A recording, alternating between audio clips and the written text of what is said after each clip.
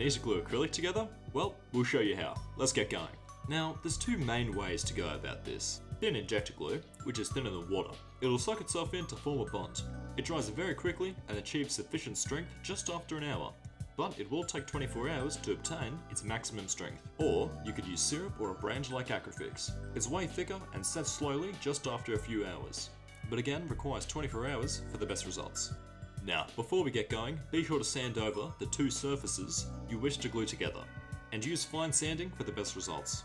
And finally, just be prepared to spill some glue. Never glue over an important surface. And in the case of a spillage, don't try and wipe it up. It'll smear and become an even bigger problem. Just let it dry, it'll be clear. Alright, now let's get to gluing.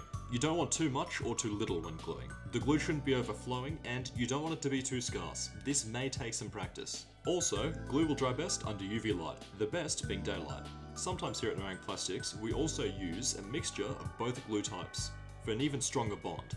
And sometimes we use fillets for added strength. Now here's a short compilation of some things we've glued here at Nerang Plastics. Thanks for watching and hope we could help. Be sure to like and subscribe for more acrylic tutorials. And be sure to ask a friend if they